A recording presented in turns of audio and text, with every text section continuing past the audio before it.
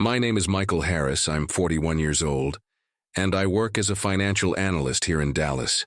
For the past 8 years, I've been married to Laura, who's 38. We've always been a team, or at least I thought we were. I supported her career at Stonebridge Partners, a consulting firm downtown, even when it meant eating dinner alone most nights, while she worked those endless hours climbing the corporate ladder.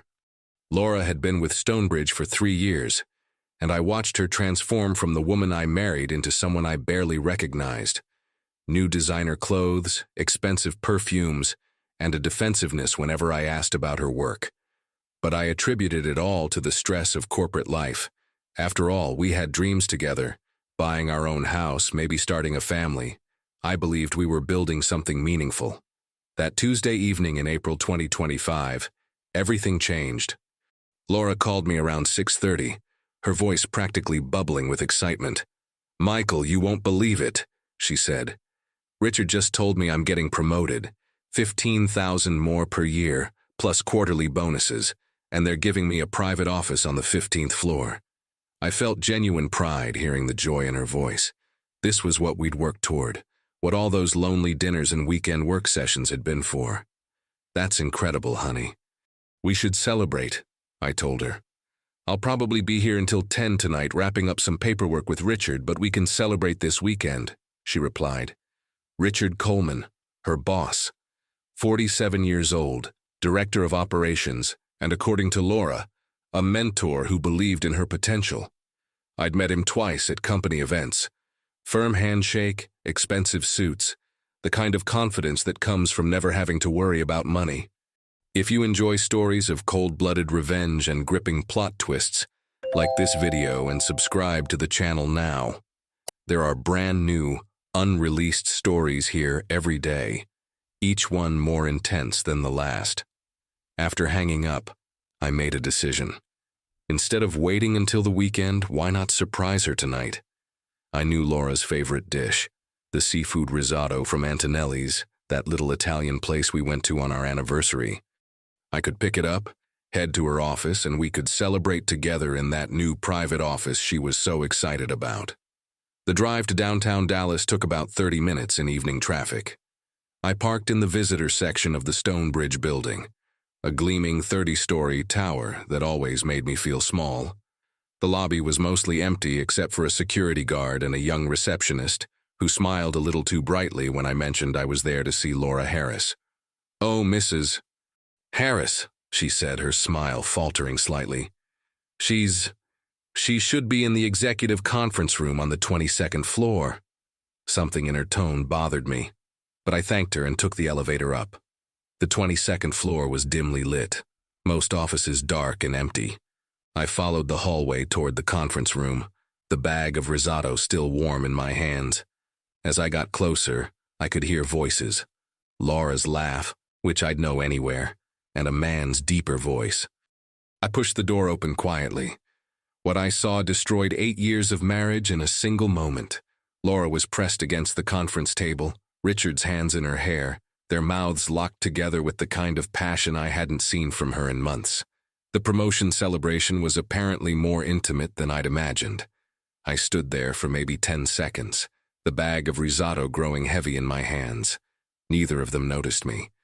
I backed away slowly, closing the door with the same care I'd opened it, and walked back to the elevator like a man in a dream. The drive home was a blur. I sat in our driveway for 20 minutes, staring at our modest 3-bedroom house, trying to process what I'd witnessed. The woman I'd supported, encouraged, and loved was building her career on her back. Every late night, every weekend work session, every time she'd come home claiming exhaustion. It all made sense now. I didn't confront Laura that night. When she came home around 11 claiming to be exhausted from finalizing promotion paperwork, I was already in bed, pretending to sleep. She slipped in beside me, and I could smell Richard's cologne on her skin, the same expensive scent I'd noticed at those company parties. "How was your celebration?" I asked quietly in the darkness. "Oh, just boring office stuff." Richard wanted to go over my new responsibilities. Her voice carried that practiced casualness of someone who'd rehearsed the lie. I made a sound that could pass for understanding, and let her think I believed it. But my mind was already working, calculating. In 8 years of marriage, I'd learned that Laura was meticulous about covering her tracks, but she had one weakness. She trusted me completely.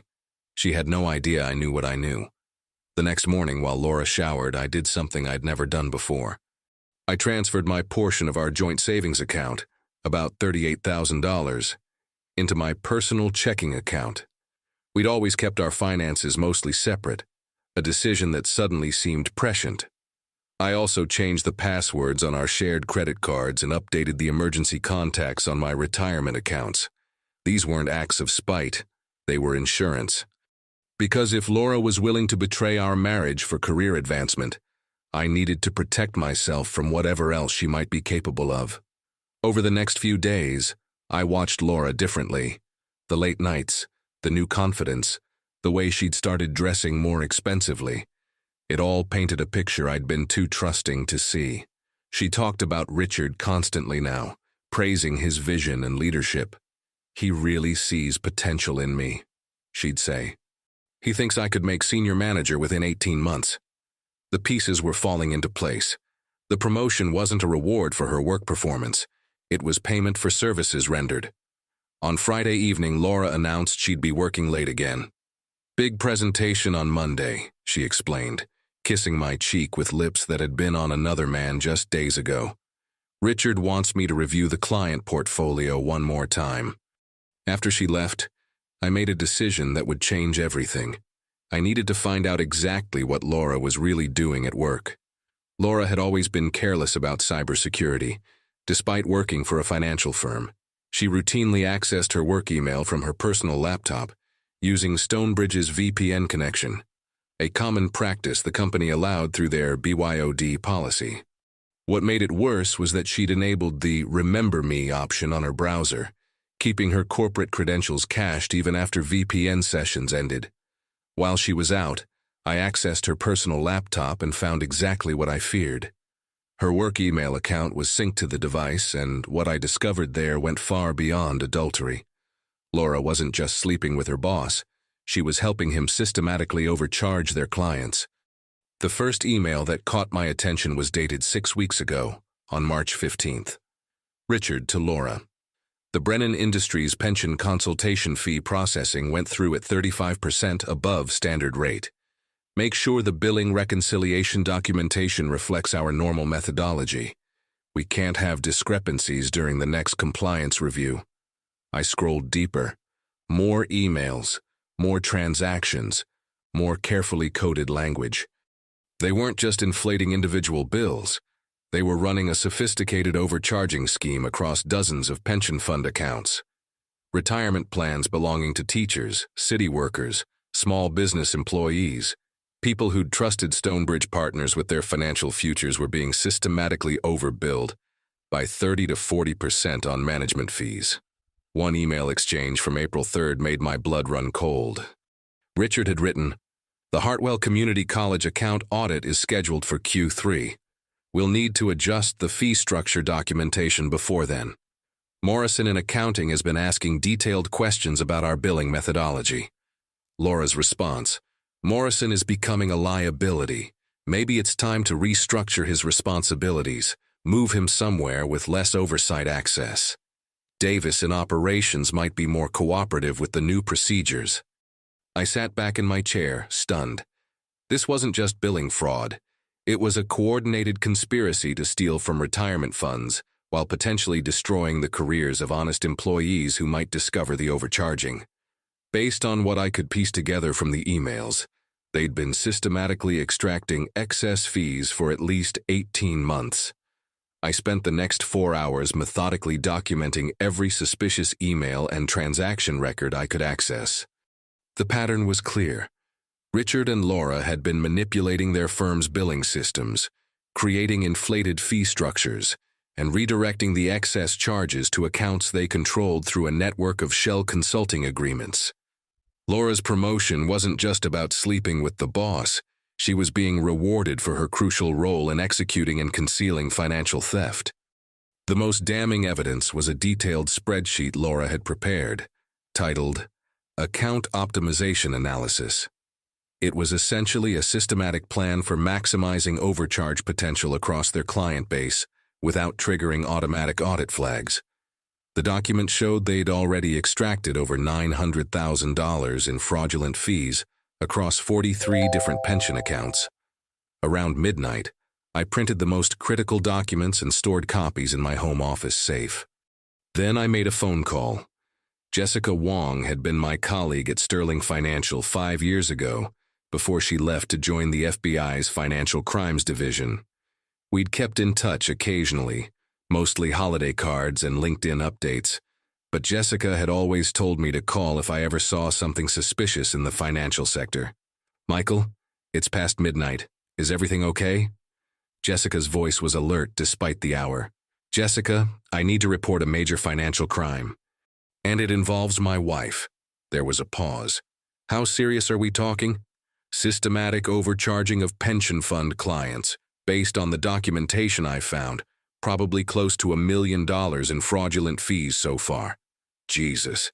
I'll meet you tomorrow morning, 9 a.m. Federal Building downtown. Bring everything you have, and Michael, don't let your wife know about this conversation."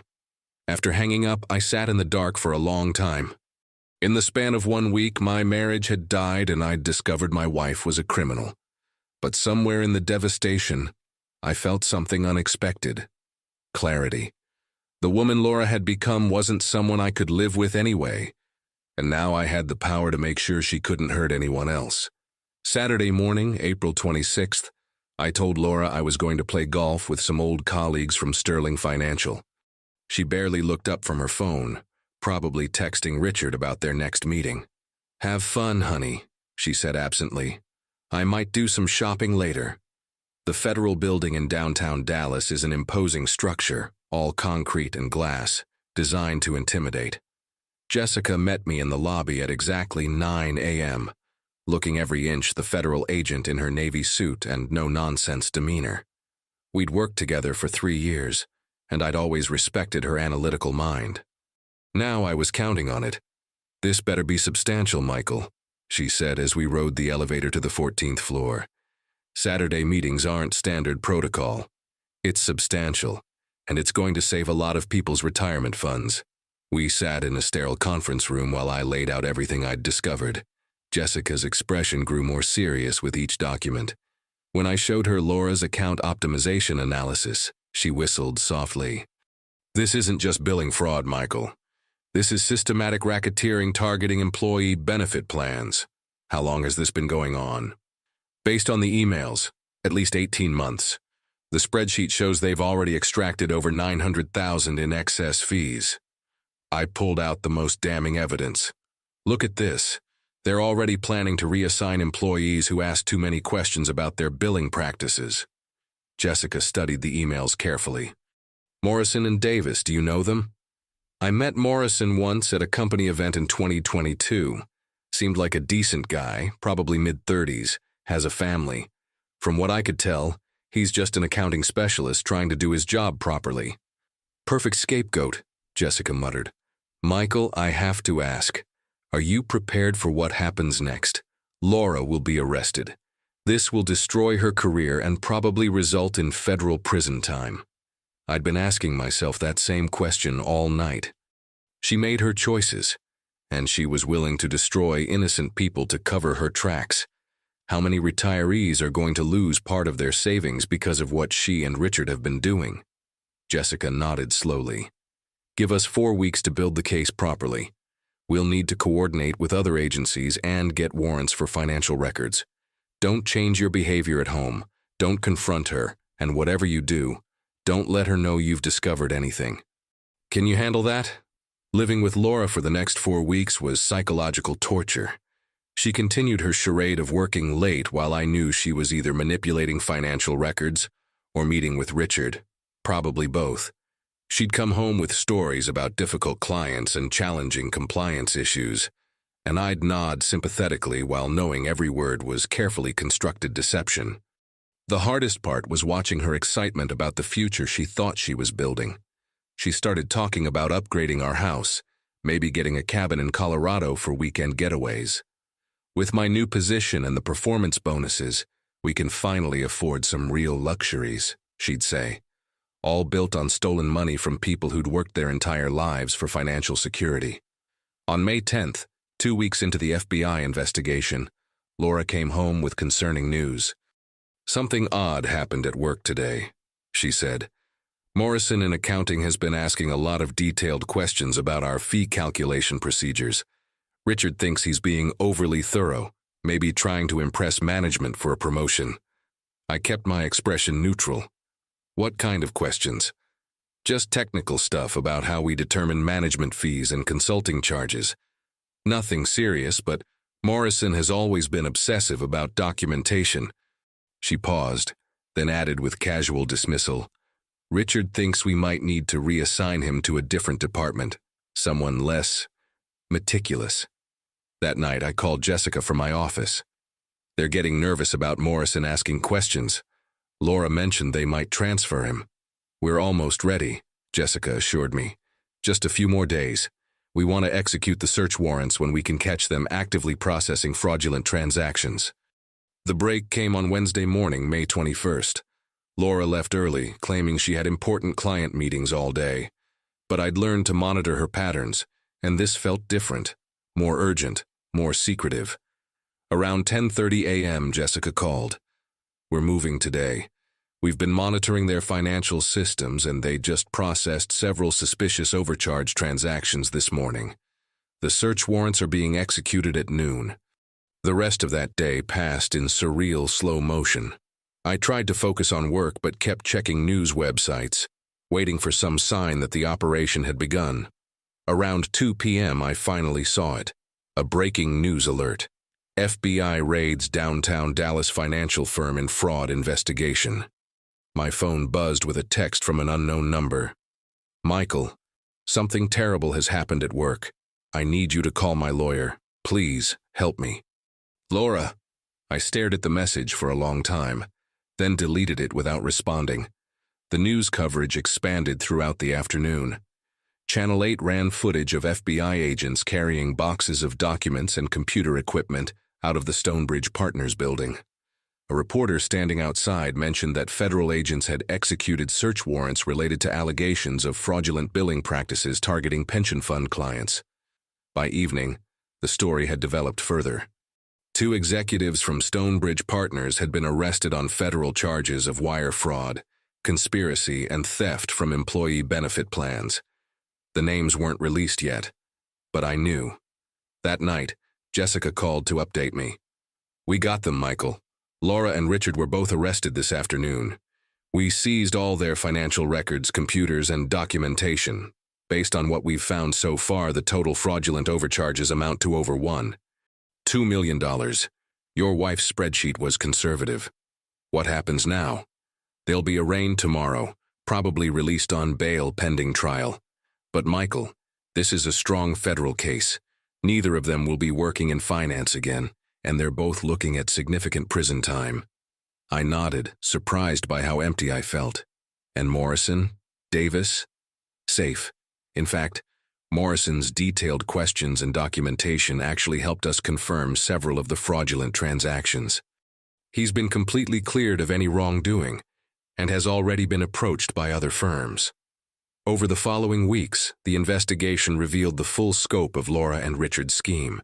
They had systematically overbilled dozens of pension fund clients by 30 to 40% on management fees, redirecting the excess charges through a network of shell consulting contracts to accounts they controlled. The victims included retirement plans for teachers, city workers, small business employees, and municipal pension funds across North Texas. The media coverage was extensive and damaging. Stonebridge Partners' reputation was destroyed almost overnight. On June 20th, the company announced it was ceasing operations, unable to recover from the scandal. About 35 employees lost their jobs, though most found new positions relatively quickly, since they were clearly victims of their leadership's criminal behavior. Laura's bail hearing was a sobering experience. Seeing her in an orange jumpsuit, trying to maintain her composure while facing federal charges, drove home the reality of what her choices had cost. Her parents flew in from Phoenix, confused and devastated. They kept asking me what had happened, as if I owed them explanations for their daughter's crimes. The preliminary evidence presented at the hearing was overwhelming. The prosecution outlined how Laura and Richard had manipulated billing systems, created fraudulent fee structures, and systematically overcharged retirement accounts over an 18-month period. Laura's own account optimization analysis became the prosecution's most powerful evidence. Richard's attorney tried to argue that Laura was a manipulated subordinate, while Laura's lawyer claimed she was pressured by her superior into participating in activities she didn't fully understand. Neither defense held up against the documentary evidence showing Laura's active role in planning and executing the overcharging scheme.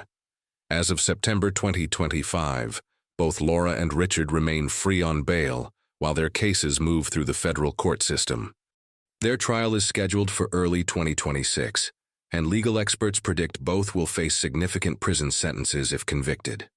The FBI has recovered approximately 85% of the fraudulent fees, which are being returned to the affected pension accounts. The personal aftermath has been complex but ultimately liberating. The divorce proceedings were straightforward. Laura had no grounds to contest anything, and her legal troubles made her eager to settle quickly. I kept the house, our legitimate savings, and most importantly, my integrity. Laura has tried to contact me numerous times, alternating between desperate apologies and angry accusations that I destroyed her life by reporting her crimes. I've maintained complete silence. She made her choices long before I discovered them, and those choices had consequences that extended far beyond our marriage. The hardest part hasn't been losing Laura. It's been accepting how thoroughly I misjudged her character. The woman I thought I married, who claimed to care about helping people and building a fair society, had been systematically stealing from retirees and planning to destroy innocent colleagues' careers to cover her tracks. But there's been unexpected positive outcomes too. I've received calls from several of the fraud victims, thanking me for coming forward. David Sullivan, a retired teacher whose pension account was targeted, told me that recovering those stolen fees meant he and his wife could afford their prescription medications without choosing between pills and groceries. Morrison, the accounting specialist Laura and Richard tried to scapegoat, was promoted at his new company, partly due to the recognition he received for his diligent work that helped expose the fraud. Davis also landed a better position, and has publicly thanked me for preventing him from being falsely accused of financial crimes. My own career has taken an interesting turn. Several financial firms have approached me about consulting work, specifically helping them strengthen their internal controls against the type of systematic overcharging Laura and Richard perpetrated. It's given me a sense of purpose I didn't expect, using this painful experience to protect other people's retirement security. The experience has fundamentally changed how I view trust and relationships. I'm more cautious now, but not cynical. I've learned that some people are capable of compartmentalizing their lives in ways that allow them to steal from strangers while maintaining loving relationships at home. Laura genuinely believed she could have both, a criminal career and a happy marriage, without seeing the contradiction. Justice isn't always dramatic or immediate. Sometimes it's just making sure the truth comes to light and that people face appropriate consequences for their choices. Laura and Richard thought they were clever enough to systematically overcharge hundreds of retirees without getting caught. They never anticipated that their own meticulous documentation would become the evidence that destroyed them. The real victory wasn't seeing them arrested. It was knowing that pension fund beneficiaries across North Texas kept their hard-earned retirement security, and that honest employees like Morrison could continue their careers without being falsely blamed for crimes they never committed. Sometimes the best revenge is simply telling the truth and letting justice take its natural course. If you enjoyed this story, like this video and leave a comment telling me what you thought. And if you're not already subscribed to the channel, please subscribe and hit the notification bell to get alerts for new stories like this one. Thanks for watching, and I'll see you next time.